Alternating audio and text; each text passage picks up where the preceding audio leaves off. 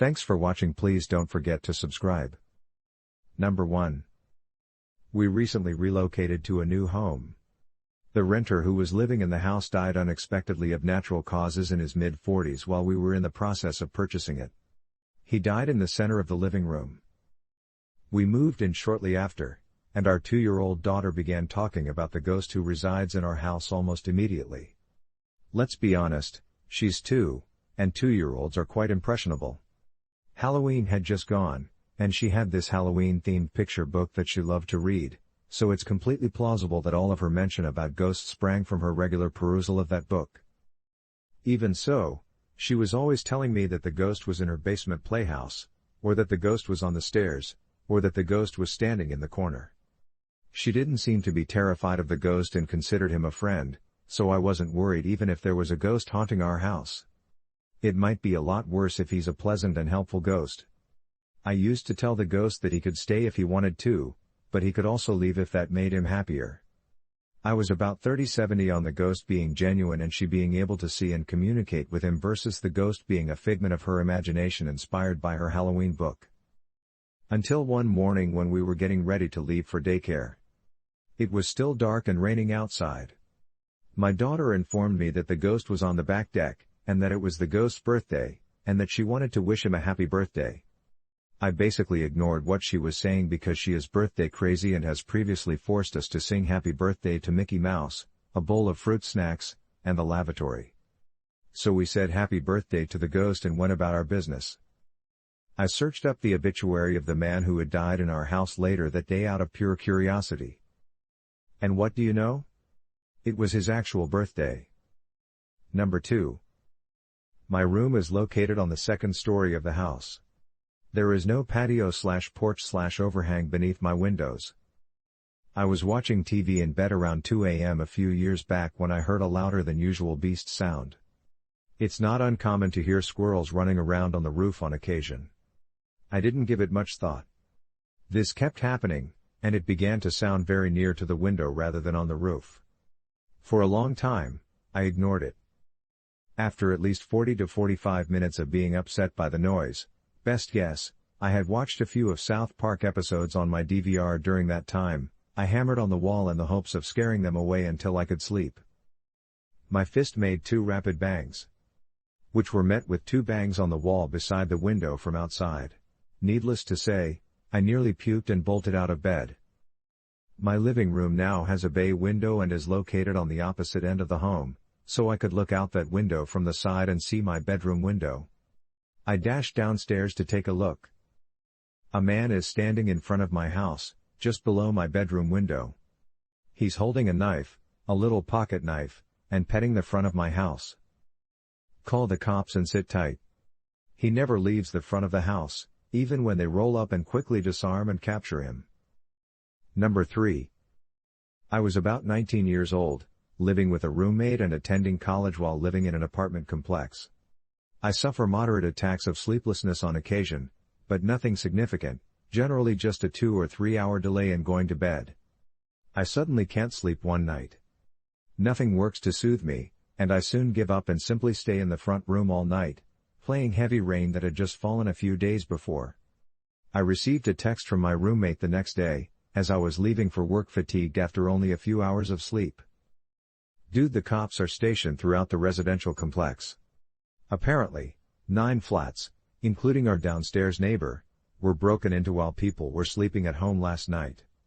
Some folks even claimed having items stolen from their sleeping quarters.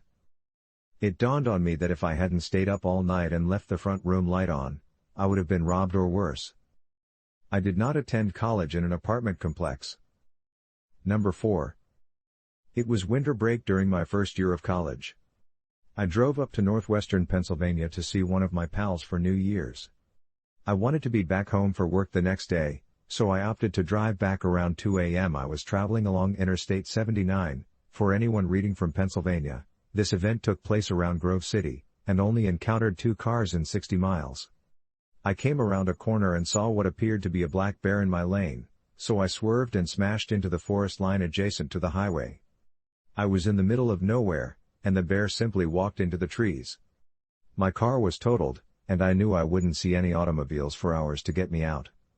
I called 911, and they said they'd be there in about 20 minutes. I stepped out of the car and stood on the highway shoulder, waiting. I heard some stirring in the bushes after about 5 minutes, and there it was, the fucking bear. When I skidded off the road, I hit a cub, and Mama Bear was furious as hell. I made my way to the back of the car and climbed into the trunk. Thank goodness I had a large Ford Expedition to keep the bear at bay. For the next half hour, the bear tried bashing the car and lunging at me in a rage. When the cops arrived, the sirens terrified Mama Bear back into the woods. It was the most horrifying event I'd ever had. Edit. Holy shit, a lot of you are from Pennsylvania, and I'm astonished how many of you live near where this happened. Number 5. I've already posted this, but it's one of my family's favorite stories. My uncle contacted my mother one morning and said, "My 4 tiny cousins never met my grandfather because he died before they were born. They went downstairs for breakfast as usual one morning. While my uncle was preparing their dinner, one of them pointed to the fridge and remarked, 'That's him.' My uncle, unconcerned, asked, 'Who?' and looked over. They were pointing to a photograph of my grandfather, whom they had never met. The man who comes and talks to us at night till we fall asleep occasionally," said my cousin. It's not terrifying, but it's unsettling. Number 6. I've mentioned this earlier in a related discussion. For context, this occurred a few months ago. My husband and I, like other couples, have a designated side of the bed. I sleep on the right side, and he sleeps on the left. My preferred sleeping posture is to lie on my left side, away from him, and face the window. He switches between facing the bathroom door and me. I was fighting sleep one night a few weeks ago. I'm laying on my left side as usual, but I can't seem to get comfortable. My neck hurts from laying on my left, so I roll over and face my husband. When I roll over, I see not only my husband's back, but also a big shadow standing over him. Immediately, the shadow reaches out to me and speaks with me to turn over. I recall thinking its face was distorted in some way, indicating malice, but I can't remember what it looked like. Although I did not hear a voice, the communication was urgent and aggressive. It seemed to want to hurt me. I turn around without thinking and shortly fall asleep. To be honest, I'm not sure if I was dreaming or not. My spouse and I get up about the same time the next morning and go about our usual routine. I don't say anything because my hubby dislikes discussing spiritual matters, which I felt it was. However, this morning is unusual, and he appears to be uneasy. He finally admits to having a horrible nightmare after much prodding. He had a dream that a demon was trying to make him do things while he was asleep, very horrible shit, he didn't elaborate, and when he woke up, the monster attacked him. I didn't tell my spouse that I had a similar dream, but I wasn't sure if I was awake or asleep. While sleeping, I turned over to face my spouse, which I never do. A demon shadow appeared in my face and told me to turn around, which I did. The next morning, he had the same dream, except the demon told him to hurt/attack me. Okay, here are some of the often asked questions, notably about the sleeping posture. I'm trying to explain it as best I can because I'm at work and can't create a picture. When you enter the room, you will notice the bed against the wall, facing the entrance. The bathroom entrance is on the left side of the room, while the window is on the right, from your perspective. You walk up to the foot of the bed and stand over us sleeping. My husband is sleeping on his right side, facing the bathroom, while I am sleeping on my left side, facing the window. When I allude to my right and left, I'm speaking from my own point of view. I apologize if this caused any confusion. Another point. I turn around without thinking and shortly fall asleep. Someone said that I should have saved my husband. When this happened, I honestly thought I was dreaming. I saw the shadow, but it was so bizarre that I assumed it didn't exist. Furthermore, I don't recall seeing its face, only the angry presence. And I fell back asleep so easily, which I never do when I open my eyes and look about. I don't recall flipping over deliberately, it was automatic. So, of course, I didn't just leave my husband to fend for himself. If I thought it was real, I would have screamed or woken him up, which may or may not have had bad consequences. Any more thoughts on sleep paralysis? Okay, maybe. I've never experienced anything like this before. Perhaps it was a strange confluence of SP on my part and a bad nightmare on my husband's. Maybe we're that emotionally connected. This was a scary one-time occurrence in my life. It did make me feel uneasy and apprehensive for a few days thereafter. I didn't sleep well for a few nights after that, but when it didn't return, I dismissed it. My husband and I never discussed it again after that morning. To be honest, it appears that ignoring it will cause it to disappear. Thank you for believing me. Even if you don't believe me, hopefully that will help you sleep tonight. It's not something I want to go through again. Not only because of the terror, but also because of how I felt afterwards. Number 7. My office is in a small back hallway of one of the wings of the building that I work in, which is a rather small building with 3 wings. There is only one other person in the office but me, so it is typically very peaceful. One evening, she and I were the only people in our wing who were still there, and we both heard a door in the corridor slam shut violently. We were both feeling a little befuddled, and when I peered out the window, I didn't see anything out of the norm. During the next 2 weeks, I stayed particularly late at work to make up for lost time so that I could go on Christmas vacation. During that time, I started hearing faint noises in the corridor, even though I was certain that no one else was in the building. It sounded like somebody was slipping their shoe over the floor. This occurred on a few separate occasions. When the janitor and I were the only ones in the building earlier in the evening, she began to experience some very unsettling things. Even though everyone had exited the building, she claimed to have heard doors banging in one of the wings. During one of our investigations, we discovered that all of the doors were secured in the appropriate manner. However, I noted that the light in the kitchen was on, despite the fact that the door was secured. The janitor became really distressed when she realized that she had switched off the light before shutting the door. I also remembered that there were a handful of evenings when I was the only one there, yet the light was still on. I started asking around to see if other people in the building had seen anything strange like that, and one lady told me that some of the decor in her room would move whenever she returned from the restroom. And this next one is the one that gives me the creeps. Another lady told me that one day she discovered a footprint in the middle of her desk. It's the black material that reveals skin prints very well. To tell you the truth, the thought that there is a person behind all of this gives me the chills. Because of this, I would much rather it be paranormal stuff. Number 8. A number of years ago, I was a resident of an apartment. There are 4 apartments on each floor of the building. I occupied the apartment on the 2nd floor, while the one on the 1st floor was always unoccupied. I knew I shouldn't have been alarmed when I continued to hear footsteps moving through the flat. There was no one downstairs. I wanted to check my sanity, so I got a friend to come over and listen to what was going on. Since the downstairs is vacant, it's possible that I'm only hearing sounds from neighboring apartments since everything is echoing. Wrong. I couldn't help but keep hearing the footsteps. This continued for the better part of an hour. In the end, I contacted both the landlord and the authorities. It appeared as though someone had broken into the flat through the windows in the basement, and they were carrying a knife as they moved throughout the space. Number 9. On one Halloween, 2 different groups of people from the neighborhood engaged in a battle with eggs. Nobody among us actively disliked the other, we were just in different cliques. As the opposing forces began to advance, we broke into a sprint in order to get away to a location where we were less in danger.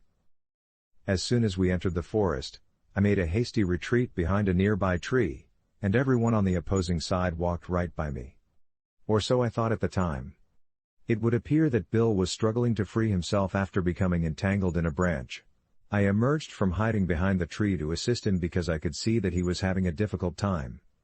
As soon as I came close to him, he looked up, and we immediately locked eyes. He exhibited a genuine expression of fright in his eyes. I asked him if he wanted some assistance, and he mumbled very softly, "Yes. Fine." After that, we were able to set him free, and I raced off to rejoin the battle. Someone approached me the following day at school with the question, "Is what Bill stated true?" I responded with a snide yup, and then I left the room. After that, it occurred for the 2nd, third, and fourth time respectively. I always replied with yup to their questions. I'd be lying if I said that I wasn't curious about what they were talking about, but since everyone posed the question in the same way, I just pretended like I didn't care and played along. As if they have just realized that ghosts are real and have always been there. During lunch, I overhear someone remark to Bill, "Hey, Bill. I want to ask you something." He mutters, "Yes, what?" in a low voice. My response is always the same: "Why does everyone keep asking me if what you stated is true?" He stated, to put it simply, it was the strangest thing. You weren't there. Suddenly, I find myself staring straight at you in front of me. You suddenly materialized before my very eyes. I'm sure there's a reason behind it, but buddy, you weren't there, so I can't tell you. I am quite aware that you were not. I chuckled and told him that I had been hiding behind the tree and that I had just come out to aid him since I saw that he was in trouble. He calms himself by putting his hand on my shoulder and exhaling deeply before continuing. He said, "Jesus Christ, I was petrified. I thought I was going to die. I've been sharing my tale with others to find out if anyone else has had a similar experience with you." During that time, I had the ability to vanish and reappear at will. Number 10. When I was in Fort Wayne, Indiana, I was staying in a house that was located on the outskirts of the main city, way back on a dirt road in Farmville. During that time, I was there for a brief period of time. I used to constantly scare myself out due to the age of the house, the location, and the fact that the only other people that lived there with me were two cats. The house is over 200 years old. Anyways, on one of the coldest nights in January, -15 degrees Fahrenheit, I was awakened between 2:30 and 3 a.m. to the sound of someone urgently ringing my doorbell. I inched my way cautiously toward the entrance, hoping to catch a peek of my unannounced visitors before they realized I could see them. I was startled when all of a sudden I heard them thumping on the wooden wrap-around deck leading up to the front door, and making their way to the large glass side door. I thought I heard a murmur or a moan. It seemed like someone was rattling the door knob. At this point, I am preparing to phone the authorities while simultaneously hiding in my room with my gun drawn. I could hear and see the shadows of people outside each window, trying each one to see whether it slid open while it took the police 25 minutes to make their way up there to investigate. During that time, the police were investigating the situation. When the police arrived, they walked around the house and found only one set of footprints in the snow. And one set of drag marks. Additionally, they were able to determine where and when the person who was being dragged was seated down in the snow at various entry points while the other guy was checking for a way in. Moved shortly after, not because of the failed attempt to enter, but rather because Fort Wayne, Indiana is an awful place to call home. Number 11. One that I published about a year ago and it could use a little sprucing up. I was working as a guide and administrator at a historical jail, that's a prison museum for those of you in the United States, quite a few years ago now. Working at this location was never a comfortable experience due to the fact that it was one of the oldest buildings in the city and had a strong reputation among those who investigate paranormal activity. There were a lot of ghost stories because the early days had been rather violent and there had been a few deaths, including state-ordered hangings, so there had been a lot of deaths. Because the building was so old, a shelter for the local fauna, and not at all resistant to wind, any stories had to be taken with a grain of salt, despite the fact that I did witness some pretty strange occurrences during my time there. We also had several dozen mannequins arranged in what we called typical stances. Some of them were displayed in the courtyard, while others were hidden away in the cells. It was always entertaining to listen to the tourists' shocked reactions when they saw the first one standing in the corridor. The narrative will now begin. It was possible for me to go hours without encountering another person during the winter months in this predominantly tourist town because it was really quiet. One day, I lucked out and was able to acquire a late closure one night and an early morning opening the following day. Both of these openings had been difficult to come by. Due to the time of year, it being completely dark and the fact that lights were not installed throughout the entire complex, a torch was required for both closing and opening the facility. Because I had just one visitor the entire day, I was becoming bored, so I decided to take one of the surplus mannequins from the storeroom, dress it up in some early convict female costume, and place it in the kitchen of the ladies' wing of the prison. I came to the conclusion that the best way to position them would be with their backs to the door while I held a bowl in one hand and an egg beater in the other. After ensuring that everything was in excellent condition, I locked up the kitchen for the evening. The following day, I arrived at the complex at 6 in the morning to open up, and as I was making my way through the building, I noticed an odd sound. The room I was in shared a wall with the kitchen's, and as I stood there in the dark listening to it, I could hear a weird scraping noise coming from the kitchen's side of the wall. As I listened, the noise stopped, started again, and then became more intense while also making a tapping noise. I proceeded around the building, which was arranged in a circular fashion with rooms on the interior, and made my way slowly towards the kitchens, all the while feeling a little uneasy about the situation. I was standing outside the door when I first became aware of the strange noise. It was loud enough that I made the decision to use the sliding hatch on the door in order to peer inside the room. There was motion in the mannequin. Not merely shifting slightly, but clearly tapping one foot up and down while it gently cranked the egg beater, with its arm raising and lowering as it did so. My brain started to process what I was seeing as soon as my eyes become used to the darkness. Whether it was possession or a poltergeist, I was not going to wait around for this thing to come around. Instead, I slammed that hatch closed and hightailed it back the way I came, not pausing until I reached the main office, where I swiftly bolted the door and switched on every light I could find. Around 10 in the morning, we welcomed our first customer in the form of a tourist. At this point, I had successfully persuaded myself that what I had witnessed was in all likelihood a hallucination of some kind. Because it was so dark, I must have imagined the rest of what happened after hearing the structure shift slightly. I was aware that I would need to let the tourist to pass through the kitchen, so I affixed a note that read "Return in 5 minutes" to the front desk and then silently made my way towards the kitchen door. I opened the hatch in a cautious manner and peeked inside, where I saw the mannequin still standing in the same posture that I had left it in, without moving. I let out a very loud sigh of relief as I realized that everything was back to normal, and then I opened the door. As soon as I walked through the door, the mannequin started rapidly tapping its foot while using the egg beater to mix the ingredients. It was full daylight, and I couldn't convince myself that nothing was happening this time, even though it was occurring right in front of me. That was the moment when I was more afraid than I had ever been before or since.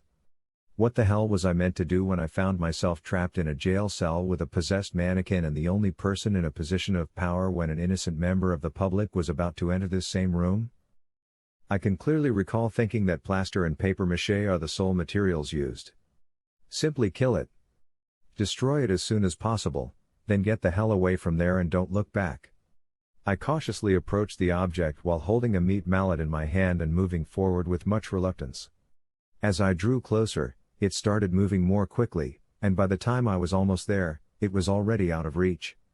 When I grabbed hold of the mannequin's arm, I was fully prepared for it to spin around and bury the egg beater in my chest.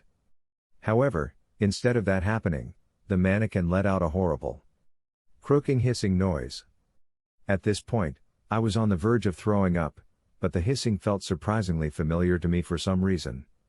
After gathering myself, I peeked into the bowl that the mannequin was using its other arm to hold in its other arm. A king skink of around 40 centimeters in length was peering up at me while its head was firmly wedged between the beaters. The skink started to flee as soon as I removed my hand from the arm of the mannequin. Because it was unable to move, it continued to run in circles at the bottom of the bowl.